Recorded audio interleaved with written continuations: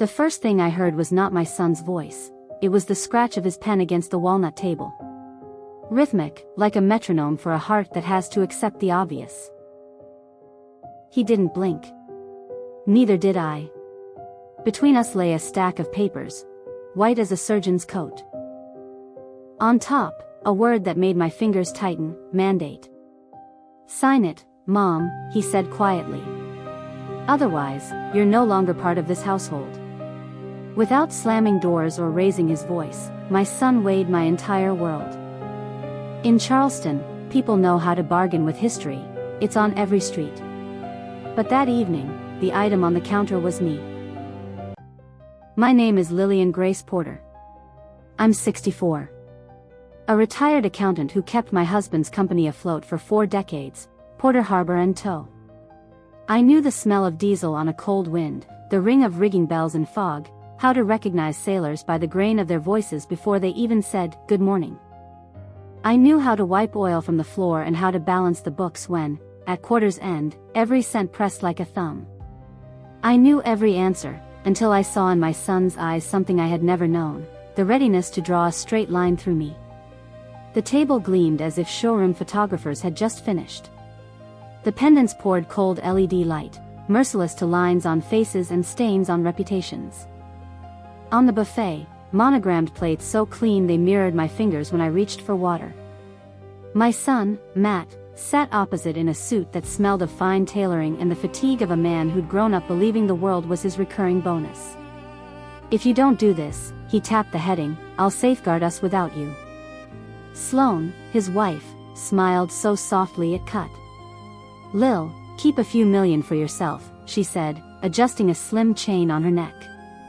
"Live comfortably. Let Matt handle the real work. This is family." Family. A word that smells of a warm stove and a child's midnight fever. A word that sometimes disguises possession. I picked up the pen. It was heavier than expected, like a weapon handed to a target to sign her own surrender. I set it on the papers not as a signature but as a pushback. And I said a single word. No. If you want to know when it began, it was much earlier. Not with no, not with sign. Maybe with the day Jack, Jonathan Porter, brought home a small velvet box with a brass hair comb inside, etched with a lighthouse. "To hold your hair the way you hold our course," he said, and I laughed, not knowing how literal it would become. I was 22 when I first saw Jack at the harbor near Rockport, Massachusetts, a deckhand on a battered tug, sun-darkened skin, oil on his fingers, a thermos in his hand. He leaned on the railings as if they cradled the world. Our dates were on deck. Lunches from brown paper bags. He sliced an apple with a pocket knife and gave me the larger half. "Fuel for the bookkeeper," he joked, and I pretended not to notice how he watched to make sure I ate it. We christened our first tug, Marigold, cheaply, awkwardly, and reverently, he with champagne on the hull, I with a fresh ledger across my knees. That's how Porter Harbor & Tow was born: one tug, one office, one pair of hands on the wheel, the other on the calculator. He went to sea. I kept the shore. Our pact was as simple as a square knot, each knew what we held. When Matt was born, I became the constant. Diapers, night feedings, doctor visits, school meetings, and at night, when the house quieted to the hum of the fridge, I opened the books and counted: fuel, payroll, insurance, repairs. Sometimes the total ran red. Then I called suppliers, speaking calm and firm until the voice on the other end grew ashamed of its volume. My hands learned to rock a cradle, scrub oil from plank floors, and sign checks, all at once. My life wasn't about a grand stage but about timely details. I didn't know how to make speeches. I knew how to make things work. Jack grew with the company, and the company with us. One day the harbor smelled of new paint, another tug. Then a third. Then a repair shop. We bought an office that no longer smelled of iodine and metal. For my 30th, the lighthouse comb, to keep our bearing, he said again. I wore it whenever I needed to look composed, with insurers, at signings, even at school concerts, not for show, for steadiness. My small armor. Matt grew to our rhythm, summers on the docks, paint under his nails, learning knots. We didn't order him to do as we do. We wanted him to have a freedom we hadn't. Perhaps that's where the first crack formed. He could see the comfort, not always the work that made it. Jack died on a Tuesday in May. The garden hose fell heavy on the walk. I was in the kitchen rinsing cups, and a world held up by simple things went down without fanfare. The paramedics used that tone that leaves no room for maybe. Roses outlasted the announcement. The house emptied like a cup dropped from damp hands. At the funeral, Matt arrived late, phone to his ear. Sloane photographed the floral sprays. 4 thank you cards, she whispered. I stood still as the elms and held myself together with the comb, too delicate to bear grief, but enough to keep me from breaking. 2 weeks later, Harold Benton, Jack's attorney and our longtime friend, called me to his waterfront office. Old brick, leather, salt. I, Jonathan Porter, all personal and business assets, to my wife, Lillian. Accompanied by a physician's letter of full capacity, dates, signatures. Porter Harbor and tow in full. Appraised at 47 and change, no flourish, just a line on paper. Matt flushed, then went pale. Sloane's phone slid onto the table like a fish. This won't stand, he hissed. I didn't answer. I only touched the etched lighthouse, the little spine of my ship. That night Matt invited me to dinner. The dining room looked like a spread in a glossy magazine, frames exactly straight, lighting warm without warmth. Fairness. Family. Care. Then the cold detail, the place I'd been living belonged to Matt's LLC. If we can't agree, you'll have to move, he said evenly. Soon. Rain started as I left. Unbroken, black. I drove the shoreline with hazards blinking, the fog taking bites out of the road. The key turned in the seaside lock as it always had. In the kitchen drawer, an envelope in Jack's hand, stay. Use it as you see fit. No explanation needed. I trust you. Under the yellow cone of the lamp I trembled for the first time in 2 weeks, not from fear, but from relief that one voice in this house still said, yes. At dawn there was a soft knock, the kind friends use when they don't want to startle you.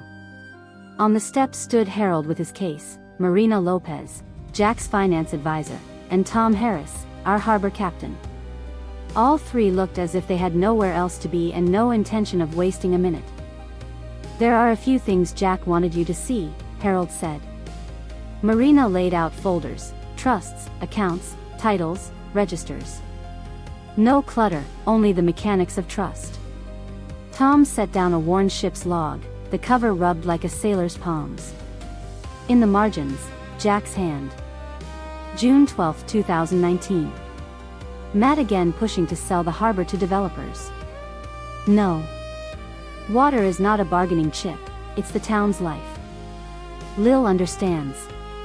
Therefore, to her. August 4, 2021.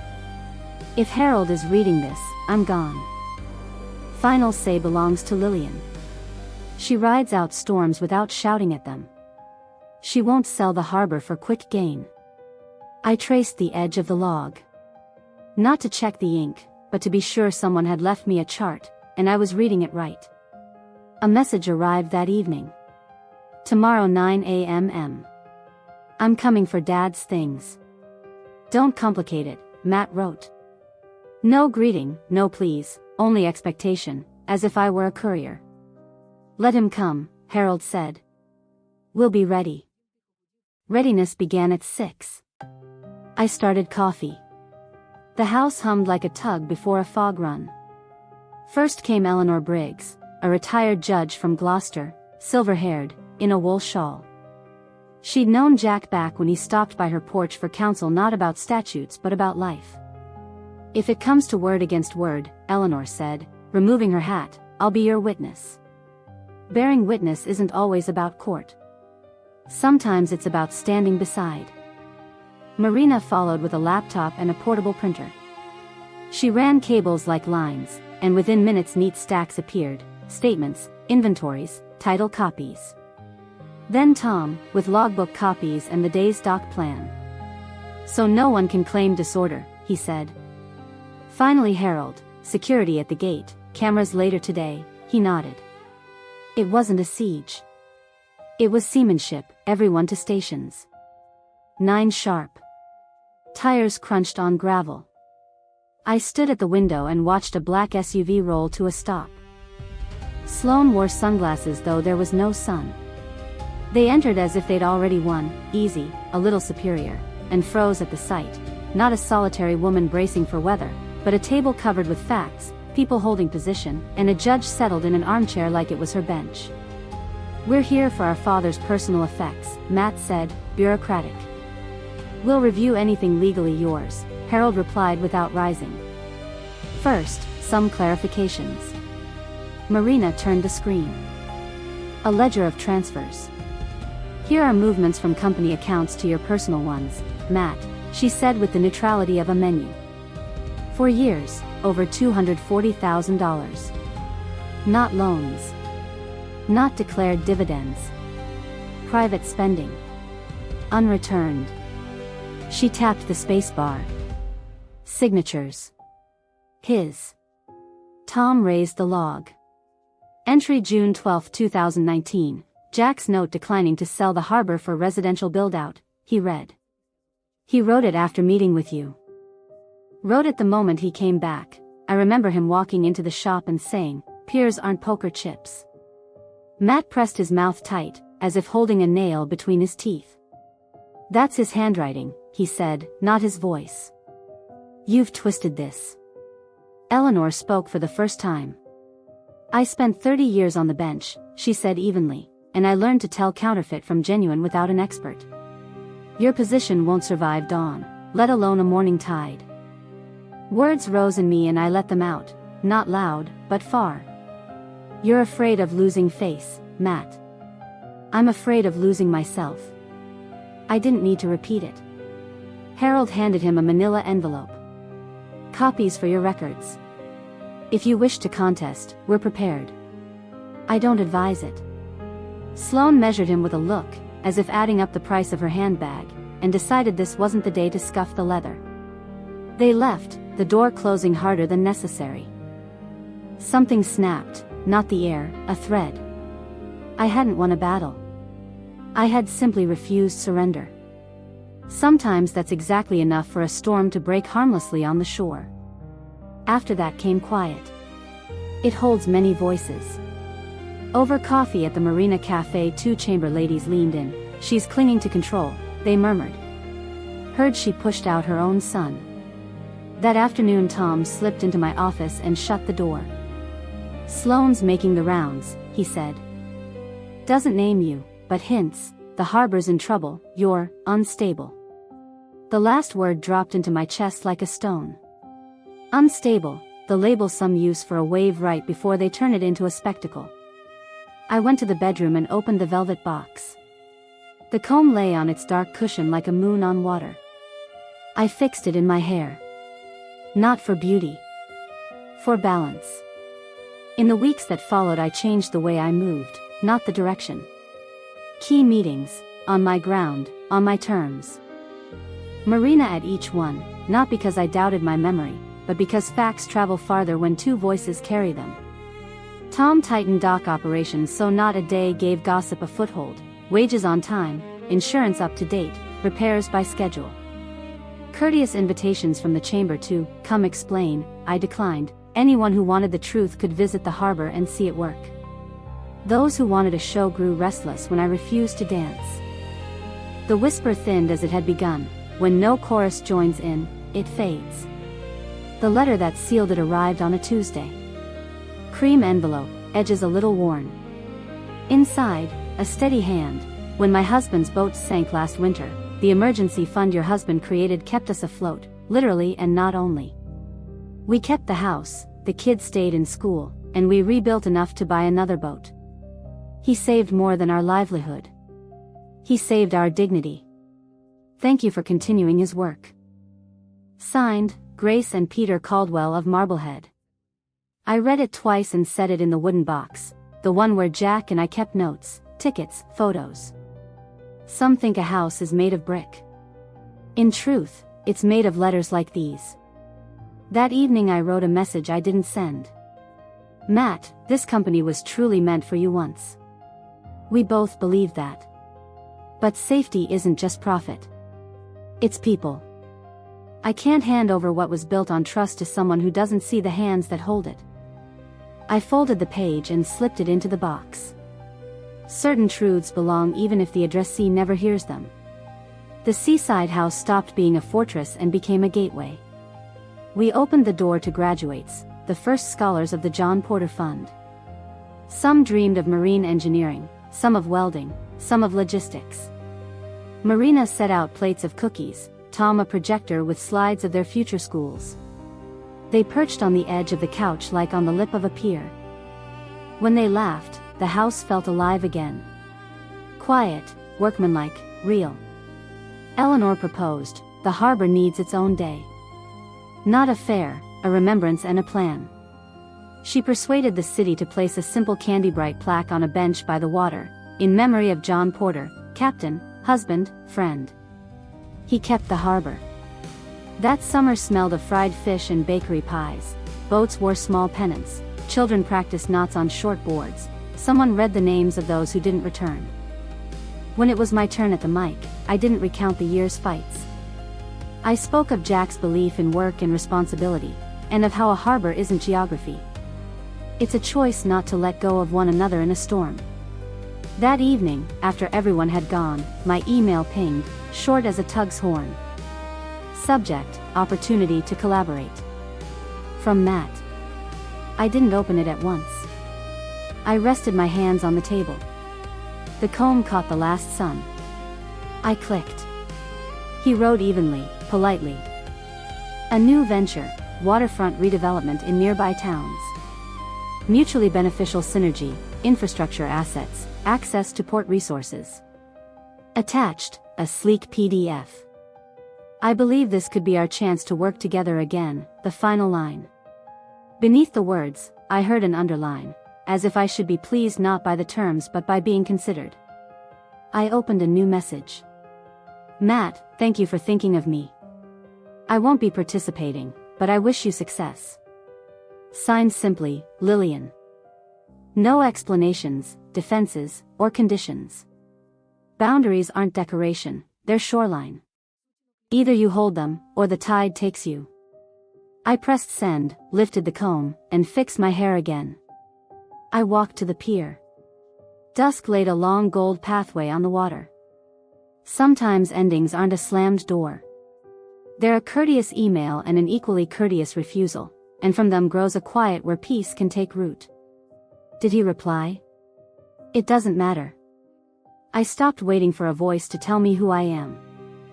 In the fall we opened the John Porter Fund office on Main Street.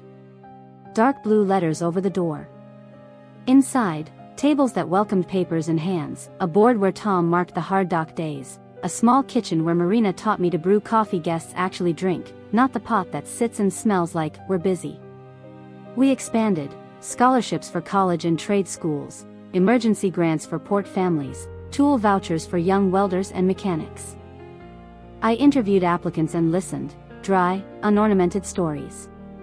Saying no was the hardest part, even when the budget shouted. But when you lean on criteria, refusal becomes support too. It is honest. Honesty isn't always warm, it is always useful. Once a week Marina placed a report in front of me, the kind I would have made myself. So you don't carry it through the night, she said. Tom brought dock news. The Harris boy got into marine biology, the Pratt girl won a grant for the yard. Eleanor drafted a petition to protect parts of the old piers, so no one flips this into Sunset View blocks. Her quiet and her actions taught me, a voice isn't volume, it's outcome. I spoke little with Matt after what happened. In truth, not at all. I saw his name in city news now and then, presentations, renderings, partnerships. A stage has always suited him.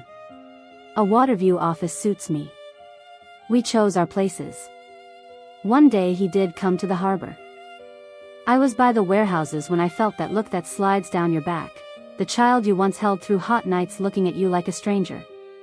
He came closer, not too close, just enough for sound to carry. I've heard about the fund, he said.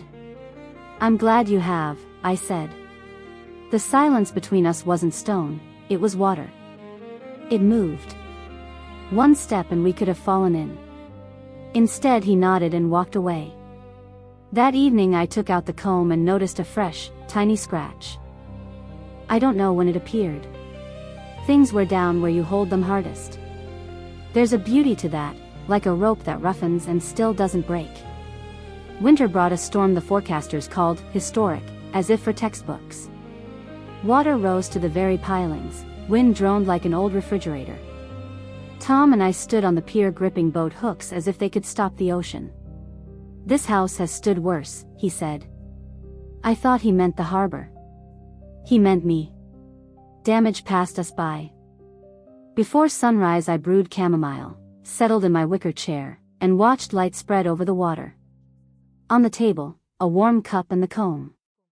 I rested fingers on both, one hand on heat, the other on memory, and recalled Jack's words, money is an instrument. The compass is in your hands. It's a truth easy to love on rich days and hard to hold in dark ones. But when you refuse to sell a lighthouse because it blocks someone's sunset photo, you become the compass, pointing not to the correct, but to your own true course. Some will say, you should have kept the family together at any cost. But a family that stays together by turning one heart into a silent furnishing isn't whole. Boundaries aren't walls to keep people out, they're the shoreline that keeps you from being swept away. If you're reading this in the hush of morning with coffee, know your limits are worth holding. If it's late and stories are your blanket, let this one be warm, not burning. Tell me, where are you standing now, on the shore or in the wave? I read every word, even if I don't always reply. Here, in our small circle, we honor not loud victories but quiet choices that don't betray themselves. I rose, squared my shoulders, and pinned my hair. The same movements as years ago. Outside, gulls cried as if calling names history forgot. On today's list, meet new scholars, review the fund's accounts, walk the pier. Life resolves into simple lines once you stop copying in someone else's script. And if one day Matt calls and says not sign, but tell me how to start from scratch, I'll pick up. Not because I forgot the storms. Because I know real strength isn't gripping the wheel until your knuckles whiten. It's opening your hand when someone beside you finally looks not at the shoreline but at the heading. Until then, I have a harbor, work, and a quiet that doesn't frighten me. And I have a small lighthouse comb that glints in the light, not for photographs but for memory. It doesn't show where to go. It reminds me why I didn't turn aside. The shore is here. And so am I.